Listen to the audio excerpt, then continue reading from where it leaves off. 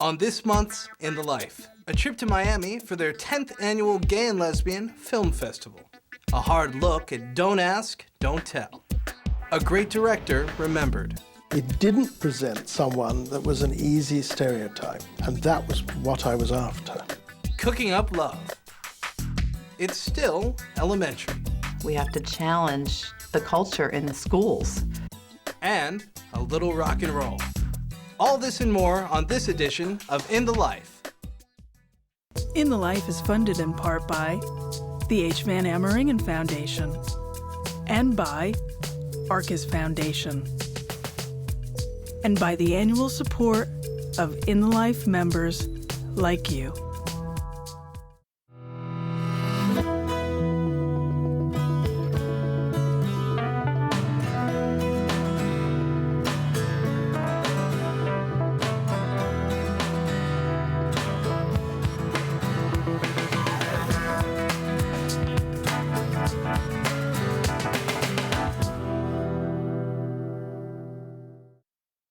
Welcome to In the Life. I'm Michael Billy.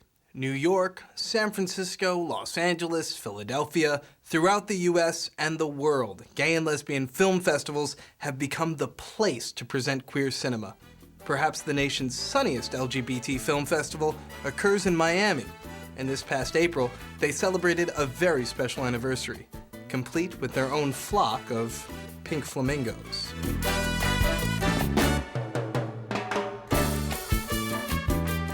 This is the 10th year of the festival. The festival started in 1998 and has grown over the course of the last decade to now become one of the 5 or 6 most important film festivals in the gay and lesbian community here in the United States. This year, with a combination of feature films and short films, we have, I think, 97 films. Over the years, we've actually become the launch pad for the queer cinema circuit. Not just in the US, but actually in North America. We're also the kind of fun film festival. So every night we try and theme films and parties. We don't do a lot of screenings in the day, so it's a place where there's lots of socializing and networking, so people can do deals behind the scenes and go to the beach if they want to. Lights, camera, action, satisfaction, guaranteed, that's what I need. Everybody knows we had Jay McCarroll here.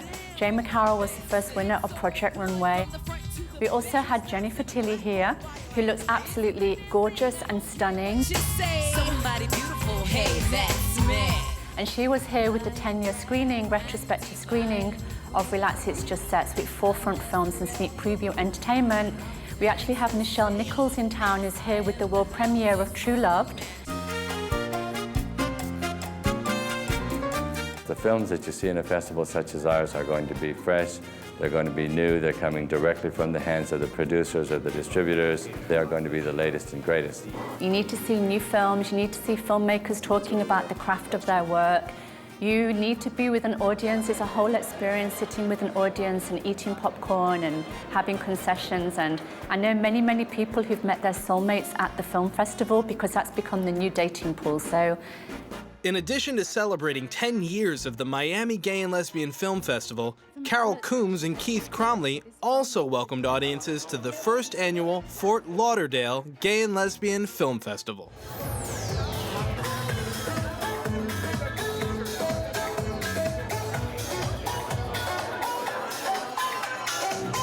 This year in the Parker Playhouse today, we are kicking off the Fort Lauderdale Gay and Lesbian Film Festival officially.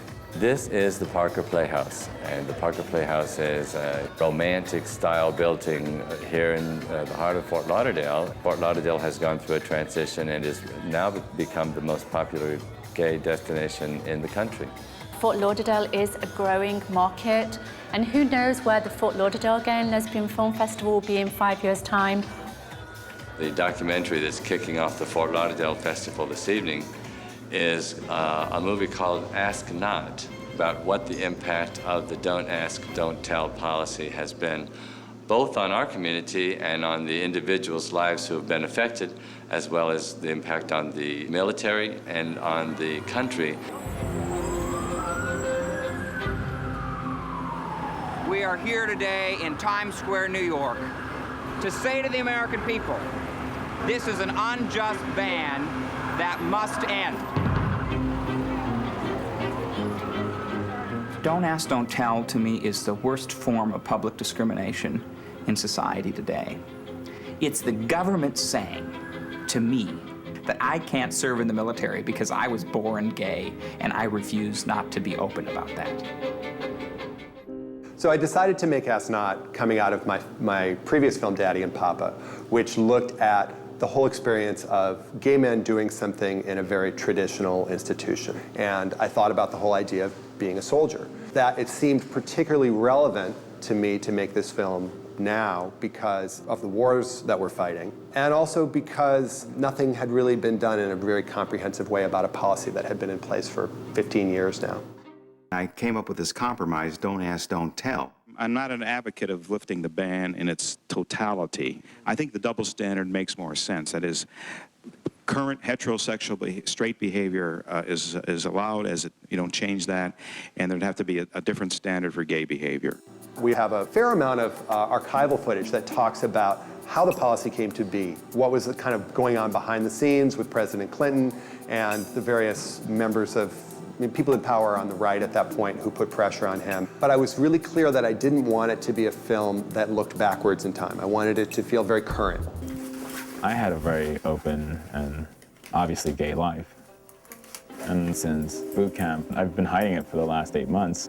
There's 3 main stories in the film. I found a soldier who was making a very serious and difficult choice to leave his openly gay life and community and go into the closet and go to Iraq and serve on the front lines. And so he did that and brought a camera with him and documented his experience. One last look. Yeah.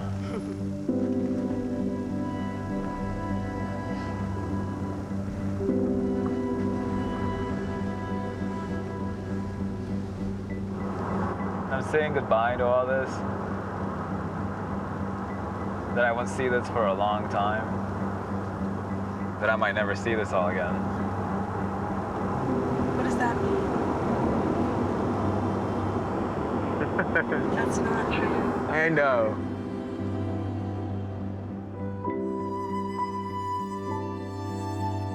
You know, one of the challenges was giving directorial advice to someone who was closeted overseas. I first met Perry a few years ago, and I immediately took a liking to him, but I also felt that I could be somewhat of a big brother or mentor to him. We're always pretty careful in our conversation. Yeah, I mean, sometimes we even talk in code because all the emails and communications are probably being logged. Everything is logged, Yeah, everything. So everything's being logged, so... He even once said to me, like, if I send stuff, to send it out from Oakland or not from San Francisco, just because of the fact that it's, like, the gay city of America. I didn't want to do anything that might expose him in the process. Iraq is in a really bad situation. It's a pretty bad mess. And I don't know what the Iraqis are going to do to solve it, and I don't know how we can help them. I mean, there's only so much we can do. The only thing that's natural to me is response, trigger. That feels natural to me now. And I really don't think about I'm gay anymore. I don't even know what that is. My main concern is survival. Will I come back alive? Will I come back with all my limbs? Will I see my friends again and my family? In addition to that, we also have 2 different groups of people who were actively working to overturn the policy through activism. One of them, a group of young gay and lesbian veterans, many of whom have been discharged, who make a decision to go around the country to colleges, particularly red state colleges, and engage students in dialogue. I grew up in rural South Carolina. I'm from a small town with 2,000 people and 2 stoplights. And one of the reasons I'm doing this is because I know what people that live in that small town think, not only about gays and lesbians, but about what a gay soldier must be like. They have no clue. Whenever I was 19, off to boot camp I went. I wanted to serve my country. I wanted to be part of this organization that I always held in esteem. I made the decision that I was willing to go back into the closet to serve my country. It's a very lonely existence to be in constant fear of someone finding out. It's really bad because you can't go to chaplains, you can't go to psychologists, you can't go to psychiatrists, you can't technically talk to any of your friends, because technically anyone you tell you're gay can out you and have you discharged. I ended up talking to my supervisor about it, and my supervisor subsequently turned me into my command. The don't ask, don't tell policy is clearly problematic from a civil rights standpoint. It's a discriminatory policy, but I think as the film shows, it's also a policy that is harmful in terms of national security. One of the primary reasons behind the intelligence failures leading to 9/11 was that the Department of Defense's National Security Agency did not have enough Arabic linguists to translate the backlog of intelligence from Arabic into English before 9/11. And one of the ones that really struck me was a small phrase, "Bukra sa sifr" in Arabic, which means tomorrow is 0 hour. Any one of the 54 Arabic linguists discharged under Don't Ask, Don't Tell could have easily translated that phrase and others from Arabic into English in a timely manner before 9/11. So the question we need to ask ourselves is, do we really care anymore if the person who translates the next piece of crucial intelligence is gay or straight? Third story in the film follows a group of young activists who are not soldiers themselves for the most part, but who decide that this is a really discriminatory policy, and as a way of bringing attention to that, they go and attempt to enlist at recruitment centers in 30 cities across the country. He disclosed that he was indeed homosexual. If an applicant discloses that if they have or intend to engage in homosexual conduct, under the current policy, they cannot enlist in the military.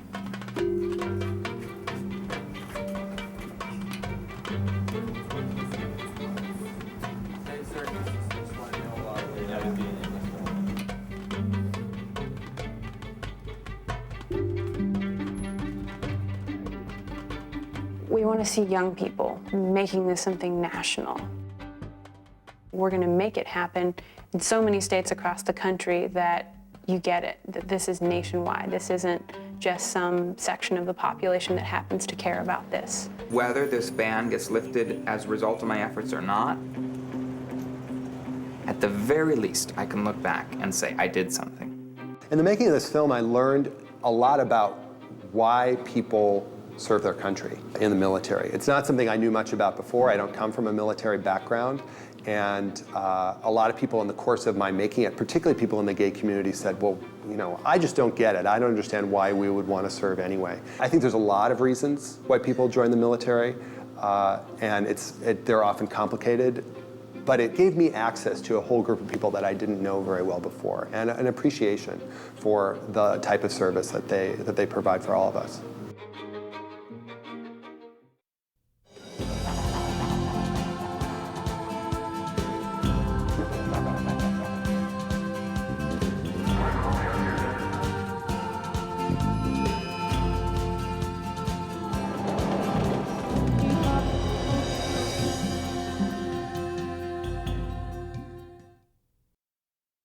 For more than 20 years, filmmaker Pratibha Parmar has been making documentaries chronicling the unique experiences of gays and lesbians throughout the world.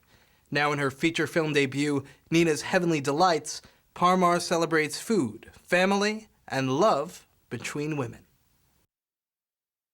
Nina was only away for 3 years. Nina, you're looking well. London must agree with you. The prodigal returns. It's been a long time, girlfriend. I wanted to make my debut feature film about a young girl, a young woman who falls in love with another woman in the most kind of surprising and least expected ways.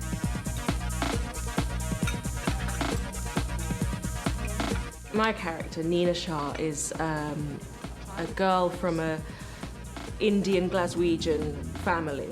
And her story begins with the death of her father and her return to Glasgow, having spent a few years away from home. We're here today to say goodbye to a very special man. Mohan Shah was a devoted husband and a loving father to all of his children, especially is Nina.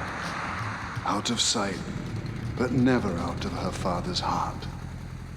For me, the three major themes of the film are family, food, and love. I also wanted to really make a film about Indian food and family and the way in which, you know, just celebrate Indian food in all its glory.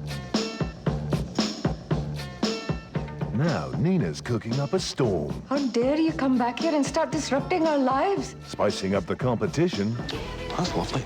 It's now or never, Nina. So I'm a foodie. I wanted to make, you know, I love women, I love food. I'm Indian, so I wanted to bring all those elements together, and I wrote the story. The story centers around Nina's quest to save her father's restaurant by winning a cooking contest. Fit for queens. Will she entice the judges with a tender baby lamb chop? So, ladies and gentlemen, let battle commence!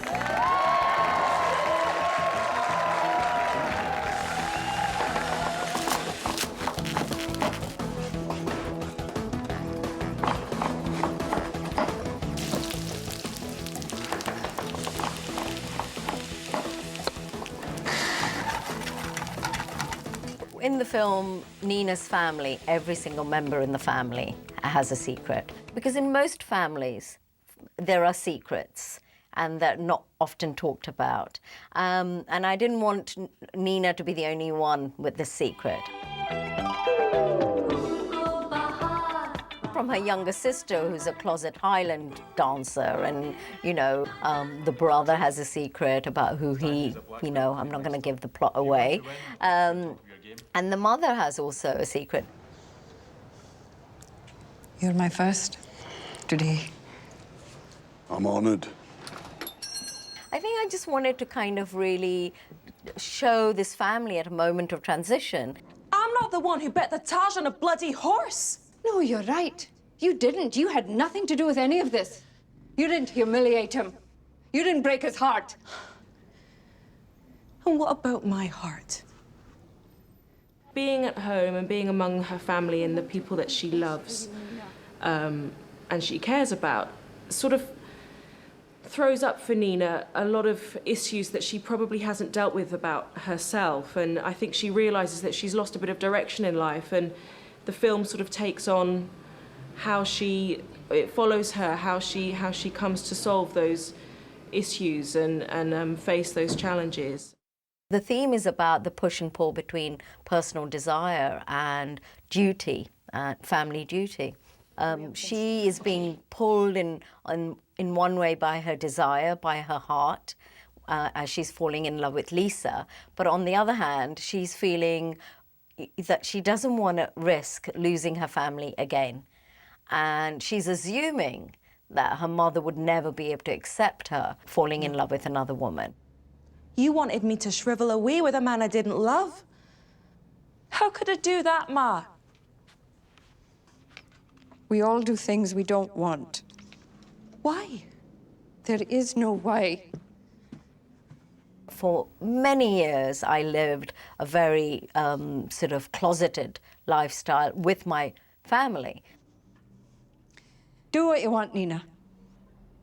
You always do.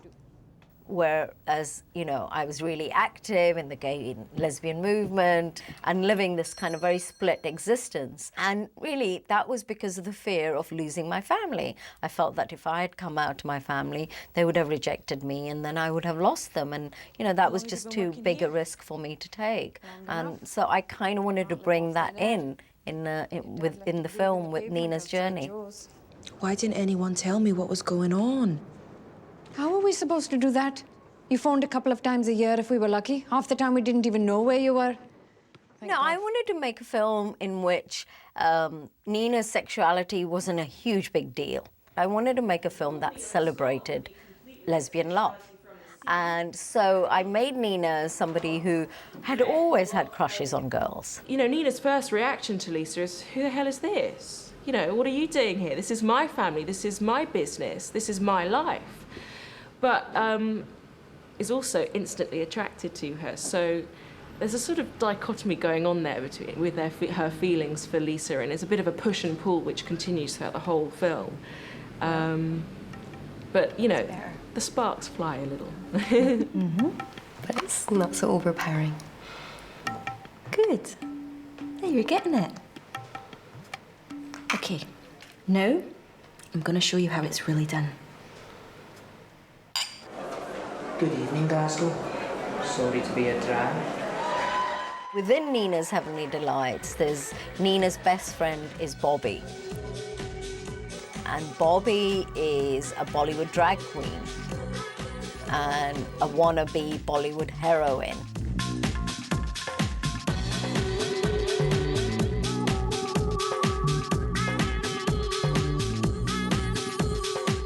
And he has, you know, his dancers who they're called the Chutney Queens.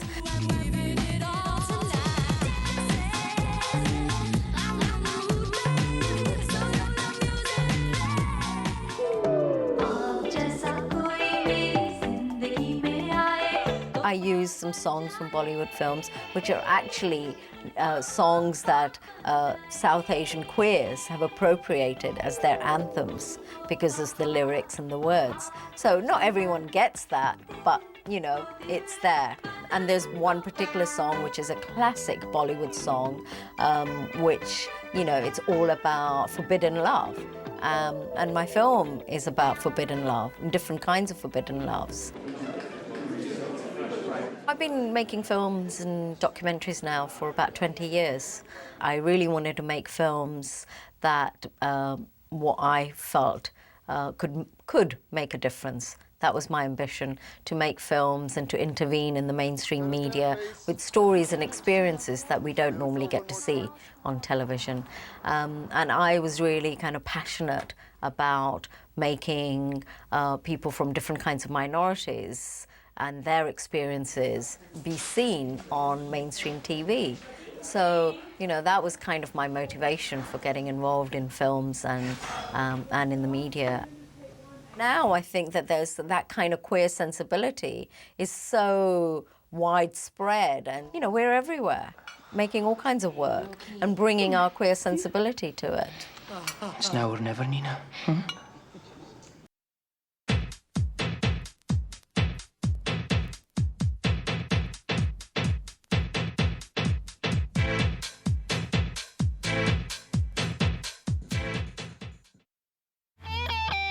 I'm Nina. I'm Lucas. I'm Morgan. I'm Jen. And we're the Cliks. And you're watching In the Life. Please welcome the Cliks!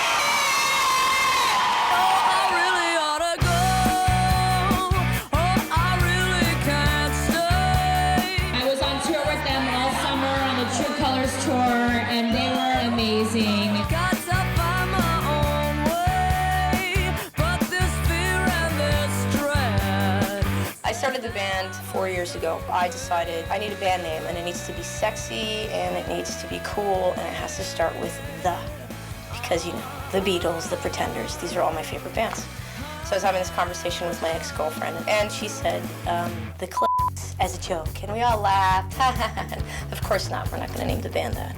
So then the other part of the anatomy sort of came into mind, and we put that and that together and made the Cliks. I found Morgan, who is the best drummer on the planet. And I felt so lucky that I had to proceed to find the other best musicians on the planet. We added Nina because she rock and rolls. And then when our other bass player left the band because she didn't want to tour, we found Jen, miraculously. We're very open about the fact that we are queer, but I think when it comes down to it, you know, we don't think about it in those terms. We just write music, we go out and we play it, and it just so happens that we're queer. I identify as transgendered male and queer. It's funny because a lot of people always come to me and they're like, so you prefer women? And I'm like, yeah, I like girls. And they're like, so that means you're straight male? And I'm like, no. I love the term queer because it doesn't put you in this little box. It's so good to have that freedom. I don't know, maybe one day I'll like boys, who knows? Things happen. Prince could come along and Prince. you could just lose it. Oh, I'd lose it already.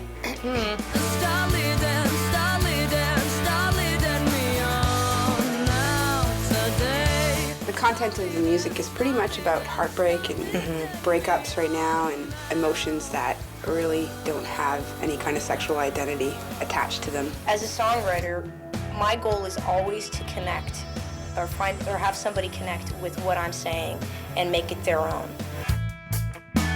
It's really tough when you're just starting out because we don't have like a lot of history behind us. It's not like there's 3 albums and there's already a big fan base. Right now we're really working at bringing ourselves to everybody else. The True Colors Tour was our very first plunge into that level of live performance. So it was the first time that we together as a band played to amphitheaters and just bigger venues.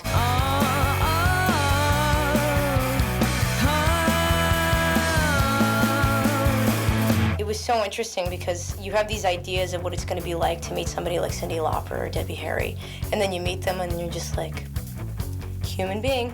Margaret Cho is really, really funny. You're going to turn red.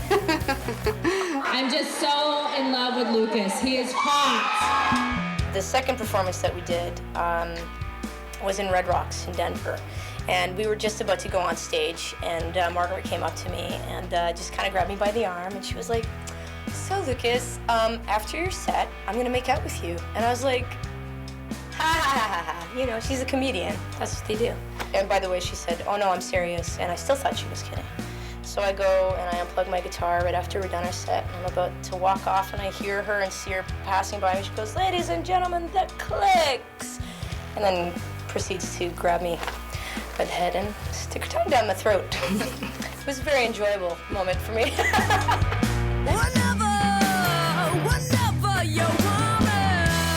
One of the most amazing moments that I ever had on the road was this 14-year-old kid walks up to me and just looks at me and goes, yeah, I have a kind of really shy, and goes, I have a question. Are you guys a genderqueer band? And I was like, well, I'm a transgendered male, and you know, the ladies are queer. I'm like, why? And he's like, oh, because you know, that's like how I am. And he's like, I'm trans, and he's like all fiddling around. And then his mom comes, and she was like, we drove 4 hours just to see you guys, and you have no idea how important it is to him to have people like you, because there's nobody out there to make him feel normal. By us just being open about who we are and what we like to do, and concentrating on what we do, and taking that out on the road, how many people are starving for that openness? For me, it's always amazing to look out. Like last night we were playing in Boston, and I look out and there was like 6 people in front of me, all singing the words to my songs, and I'm like, you know, I wrote those in my apartment, in my bedroom, by myself. Now here I am in a different country, at a little bar, and these people connected with me somehow. What I created made it here, and that's exactly what we're here to do.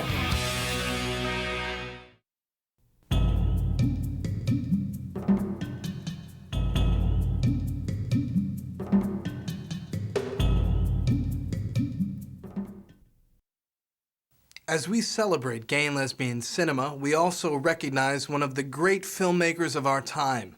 Director John Schlesinger is known for such films as Darling, Sunday Bloody Sunday, Marathon Man, and of course, Midnight Cowboy, for which he won an Oscar in 1969. In a 1996 In the Life newsmaker interview, Charles Busch sat down with the openly gay director to discuss his life and career. Now, 5 years after Schlesinger's death, In the Life presents the complete, never-before-seen interview. I find in so many of your films, like Midnight Cowboy and Darling, so many films, you're so eloquent about just loneliness, and there's so many of your films are about just sort of a solitary person, and is this something very personal to you? I guess so. I mean, I'm a perfectly well-adjusted human being, and on the whole very happy. But I go through very depressive periods, and I really am happiest when I'm working. I'm not very good when I haven't got a project. Now you've gone, in your career, gone back and forth between large studio films and then more intimate films in England. When you direct something for television, are there pros and cons that about it? Well, yes. I mean, the problem about television, making a film for television, is that even though you may have a vast audience, more than probably the run of a movie would, you don't feel that. You know, you encounter so many reactions saying, oh, saw the last 20 minutes of your film, looked good, but hope they revive it sometime, or, oh no, I missed it, and the recorder didn't work. You know, you get all sorts of excuses, and it's very frustrating. I like shelf life, and I like audience attention, and I think television has ruined forever the reactions of the audience. Remote control is such a terrible drug. Yes, yes. I mean, I use it. I'm as guilty as the next person. And yet television, particularly in Britain, has allowed you to tackle some interesting subject matter. The two other films are very provocative. Oh, yes, absolutely. I mean, I was able to do the two...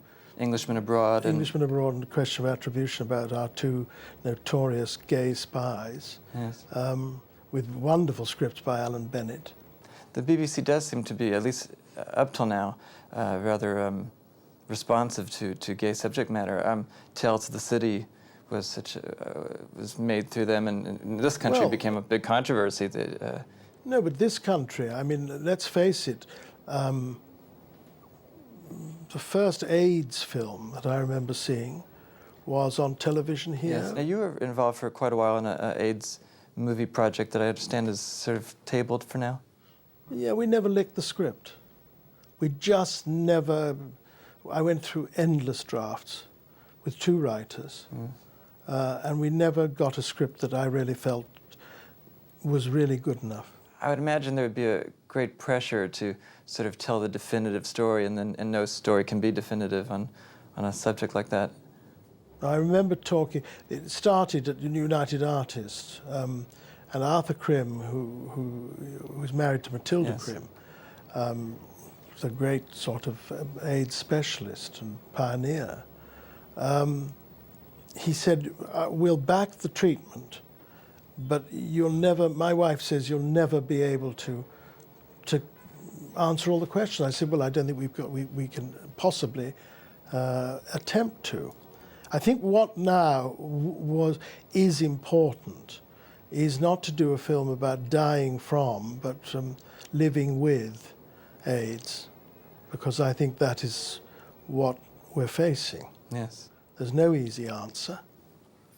Yeah, so many of your films have had, in a very effortless kind of way, had gay characters in supporting roles. I remember I just recently saw Darling again, and the wonderful character of Malcolm is just so, I don't think that since there's ever been a character who's been attractive and funny and just so kind of matter-of-fact. Yes, who goes off with the same weight that Julie Christie goes off with. In 1965, was that hard to pull off? No, it wasn't hard to pull off. I mean, it was part of the lifestyle of that girl, and essential, really, to the film. Yeah. We had no qualms about doing it. It wasn't as if it was as shocking as the male kiss in Sunday Bloody Sunday a few years later. Now, how'd you pull that off? Because now today that would have been a whole big uproar. Still is. Yes. I saw it the other day. They were doing a retrospective of my stuff, and they showed that scene, and there was still sort of reaction in the audience. We just did it. I mean, it was part of the... I remember the writer resisting having it in at all. Said, oh, really? Do they have to get physical? I said, absolutely they do. Well, do it in silhouette and in long shot. Which I said, no, that's making a special case of it all. It should look absolutely effortless, mid-shot, come in, embrace, kiss, go on with the scene. Was Peter Finch apprehensive about it? No, neither of them were. It was quite extraordinary. When Peter Finch was asked why he did it, he said, I did it for England. But no, funnily enough, not. They were, and he perfectly well adjusted. His wife was the one that complained. His wife at festivals and premieres and things of the film would shriek when she saw it very loudly. Oh. So when it came up on the screen, she'd go, ah! ah! And I said, oh, for Christ's sake, shut up. You know, you're ruining it for everybody else. Oh, I can't bear to see him do it. I said, well, get used to it. That's a wonderful performance. It's a wonderful performance from Peter Finch. Yes. Have you ever had trouble finding actors to play gay roles that they've balked or been apprehensive? Well, that role was offered to a number of people who turned it down, including, of all people, Harold Pinter, who was a very good actor, is a very good actor. And I thought he might actually help the script as well, which needed a little help at the time. And do you know why he turned it down?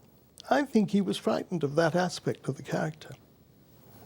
He regrets it. He said, oh, you made a very different film at the end. I said, no, it isn't. It's not that different from what was on the printed page. And it's hardly as if he was a matinee idol who would be afraid of breaking the illusion. No, exactly.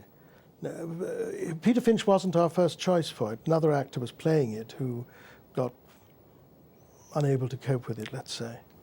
And so after a month's shooting, I had to make the change. And Peter Finch, who was one of our first choices, originally wasn't available at the time we started the movie. And came in and read the script and said yes the same night, when we desperately needed to replace the other actor. And suddenly when that happens, and it's happened twice in my career, when you replace somebody, it's an uncomfortable thing to have to do. Suddenly the whole film took on a kind of ease. When the right person plays the right role. It was quite extraordinary.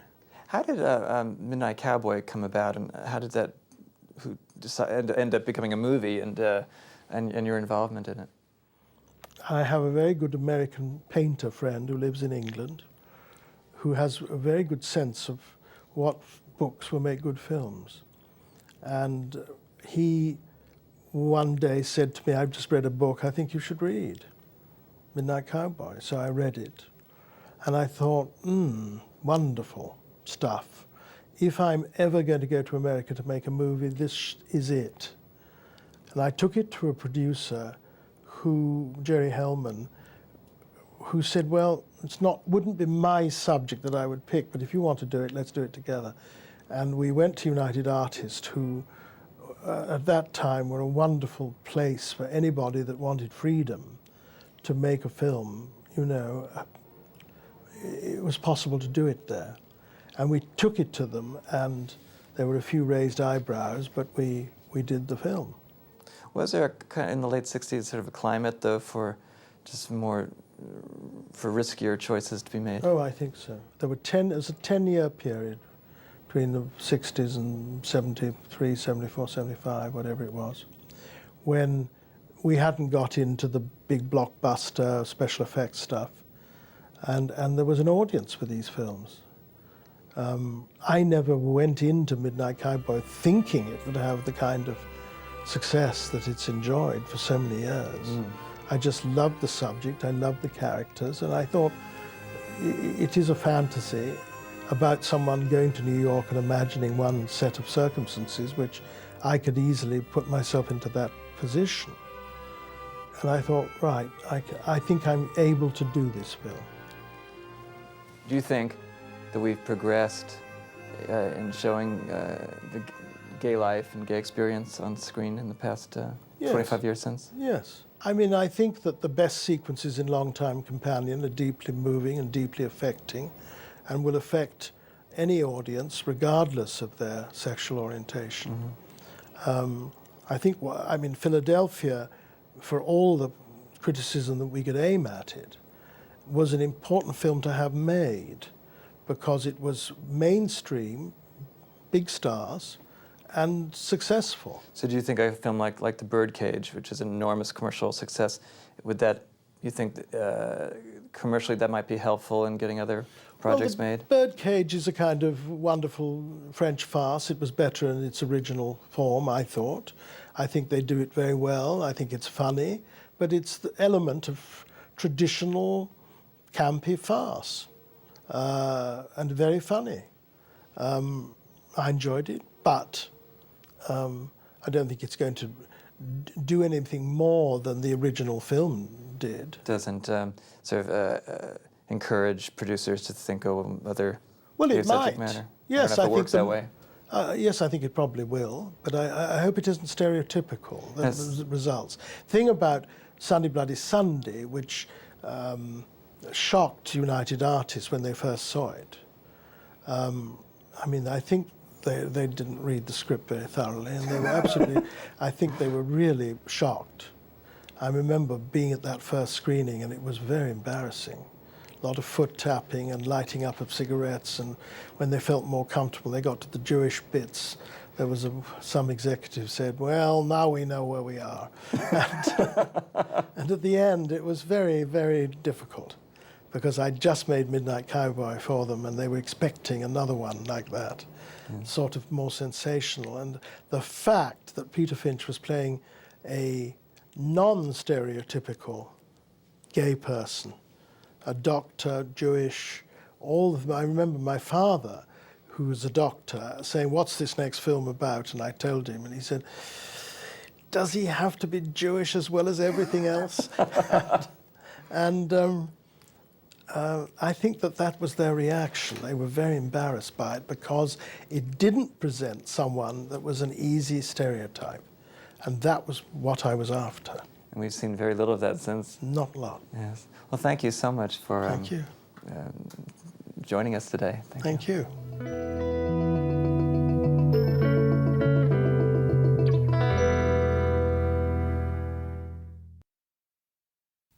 10 years after the release of her documentary It's Elementary, filmmaker Deborah Chasnoff revisits some of the students who participated in the film.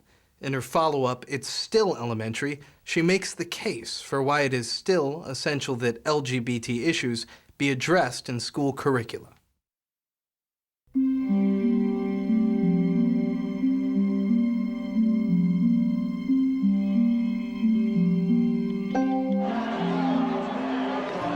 In the early 90s, really throughout the country, there were efforts among more conservative right-wing people and organizations to take over school boards, really throughout the country. And the wedge issue, the issue that was being used, was this effort to stop the homosexual agenda from getting their curriculum and their evil ways into schools.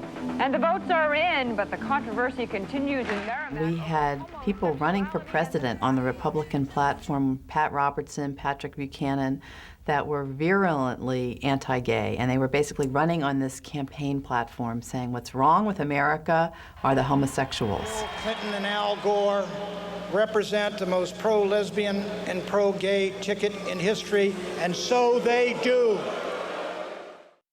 My first son was about 4 or 5 years old, and he was about to enter kindergarten. And I knew that he was going to be hitting school and that suddenly he was going to be hearing bad words to describe his two mommies, the people he loved the most in the whole world. And these two things came together for me, the big political reality and the very personal reality of wanting to do something to protect my own child. I came up with this idea of what do we need to do as a culture to challenge this, prevailing homophobia? And what I realized is that if we're really serious about eradicating homophobia, we need to help people to grow up from their earliest ages not being prejudiced against gays and lesbians. And that means we have to challenge the culture in the schools where there has been an absolute silence around addressing LGBT issues.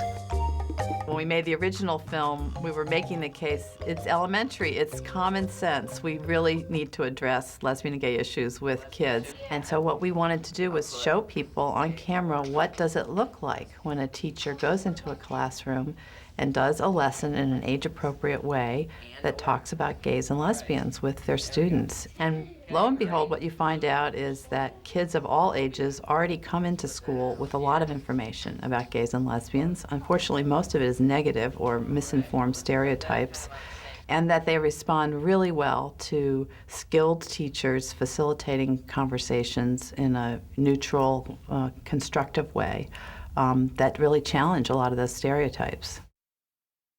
I told you the word Indian, and I asked you to paint whatever came to mind when you heard that word. Do you remember that? Yeah. It's the same thing. What I want you to do when you go in just a minute and work in small groups, you're not going to be painting, okay? You're going to be writing down whatever comes to your mind when you hear the word gay or when you hear the word lesbian. So nothing's right or wrong There's in no this right either? That's right. There's All no right. right or wrong answer. Homosexuality is an essential quality of humanness, and that its expression is the right of every human being. The question is, do we really want our youngsters subjected to that? Wouldn't it be better to let them decide that at some point later in life? We want to educate them to it just to make sure that they have a good shot at becoming lesbian or homosexual. I suppose that's the rationale. Well, I think the people who want to stop gay doesn't know what gay's all about and why people are gay. As a 6 or a 12-year-old, if I brought home something like that, I'd be punished for it, and I can assure you I didn't get it from my teacher or from my curriculum. I don't think that it's bad. I mean, the prejudice or people who are against gay people or lesbian people, that they're not terrible, horrible people. That's just their opinion. We can and we must protect the taxpayers by keeping this kind of trash out of our schools. And that's exactly what it is. It's trash. This is the first time I've ever talked about gay and lesbians in a group. I went to the Maynard School for 3 years, and nobody ever really talked about it, but a lot of people would call each other names and call each other gay, and everybody was really mean about it. 10 years later, it's still elementary. What we wanted to do in the film was, because it's part of re-releasing It's Elementary on DVD, what we wanted to do was to go back and find some of the original students that happened to be in the classrooms where we filmed and ask them, well, what was the impact on your life of having a 2nd, 3rd, 4th grade teacher, you know, do a lesson about gay and lesbian people? And it was very moving, I think, to go back and find, of the 6 students we found, 5 of them identify as heterosexual today.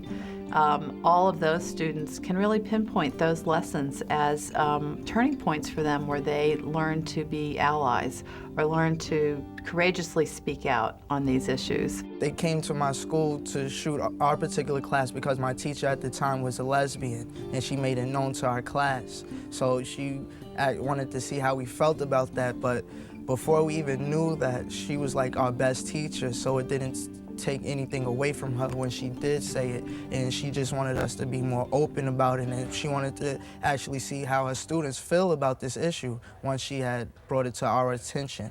I heard this on the news once because I think a gay person, it was a boy, man walked into a bar, and there was really strict people that really strict on gay people, and he got beat up. And do you think that was an okay thing to do or not? No. How did they find out? Because that's how their life is. They're gay, so what? That's how the life is. I don't think people should be strict about them, because if they were gay, they wouldn't want to be getting beat up or stuff. It was definitely easier to talk about it. I mean, that wasn't one of the main subjects that I spoke about to my friends, but when the issue came up, I was never ignorant about the situation. I actually knew more about it than others because of this movie. The one young man who turned out to be gay really is able to remember how having a teacher in 5th grade talk very matter-of-factly about gay people was enormously relieving to him at that time, because he was just beginning to question, well, maybe am I gay? And so having a teacher talk about these things in a neutral way was incredibly reassuring to him at that age. Has anybody ever made fun of any of you for any reason whatsoever? Have somebody made fun of us? Yeah, for any reason. People say that I act like a girl, and sometimes I do for some reason. Because you're kind of artistic and dance a lot and do stuff? Yeah, so like then they that. called you act like a girl. When I actually saw the film, it was just like, wow, I said that, you know, and it just made me think about my life back then and how miserable I was. When I was being filmed, it started to sink in this may be who I am, you know, and I think I really started to kind of figure myself out a little bit. I was really scared of coming out at an early age. I did have some support at school, you know, from teachers or friends, but I still felt like I was being targeted because I was different in the way that I talked, dressed, you know, walked. But I remember it was soothing to hear teachers and faculty at school letting me know that it's okay. My mothers mean so much to me. I have two mothers. Two moms is pretty nice. Well, it's more than pretty nice, it's really nice. You can't imagine. Although having two mothers is a problem to others, I respect that that's the way they think, and I can't do anything about it. I still think that those people think stupidly. This once happened with a boy in my class who could not come to my house because my parents were lesbians. One night I called his house and his mother told me their version of the Bible. And so then I became aware that, like, not everyone was really accepting, so I thought, I mean, I don't know if this is why I wrote the essay or anything, but I definitely knew that, like, sharing my story would help people see that I'm totally normal. The religious right pulled out all the stops to try to censor the film, and they went to every station, and, you know, over 300 stations in the network, and besieged them with letters and phone calls and emails, don't air this film. And so what happened was that in many communities across the country, there was a big battle, and station managers and program directors really had to grapple with what was the right thing to do. You reach that point in both your career and your personal life where you have to take a stand on something. And this is a program that gave me personally the opportunity to say, okay, you know, I could cave, we can decide now, you know, let's pass on the hassle that this will be. But you looked at it and you said, you know, there's no reason why this program shouldn't air. And the issues that are raised in it are important issues that we need to be dealing with. As the film's audience grew over the last 10 years, lesbian and gay-headed families have become some of the best advocates, the parents in those families, for LGBT-inclusive schools, because they're demanding that the schools not censor discussion of our families. I think it's really easy to forget our history, and we really wanted to remind people what the conditions were, you know, 10, 12 years ago when this film was being made, and how there was absolutely no discussion of LGBT issues in schools. It was very new. You know, the Gay, Lesbian, Straight Education Network was just getting off the ground.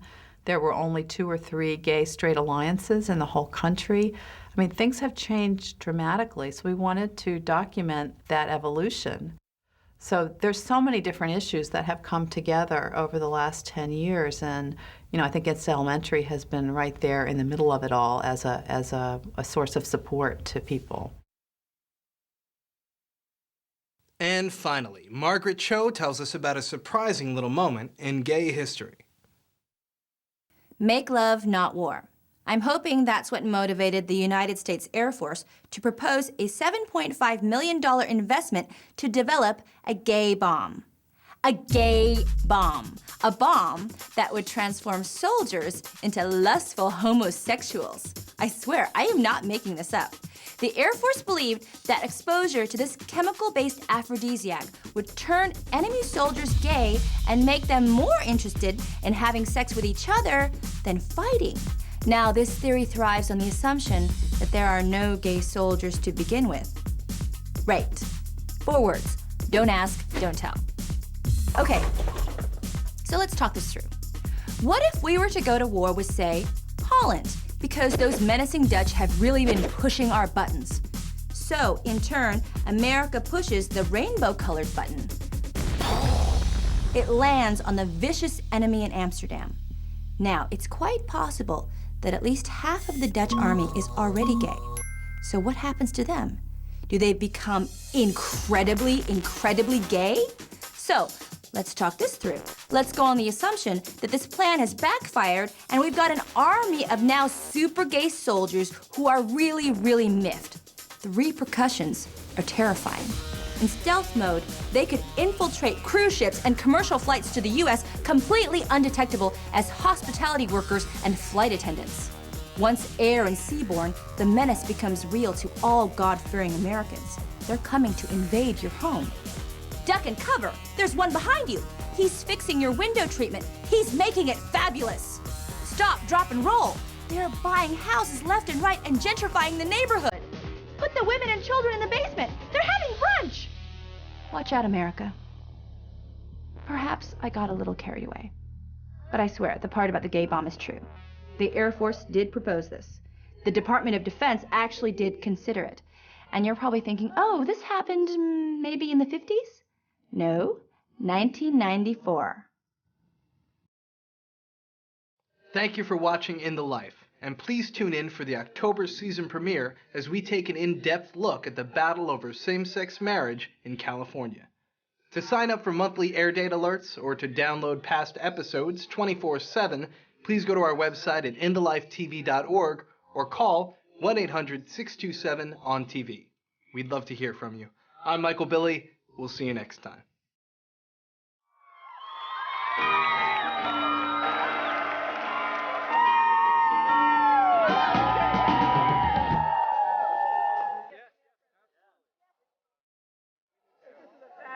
We're gonna get married. We're gonna get married. What a day in San Francisco! What a day in California! Prejudices, historical, and the court really recognizes.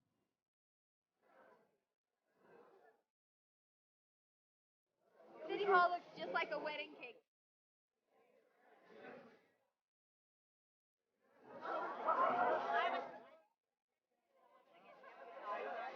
After being together for 32 years, we can now get married. The best day of my life was when Diane and I met, and so this is the second best day of my life.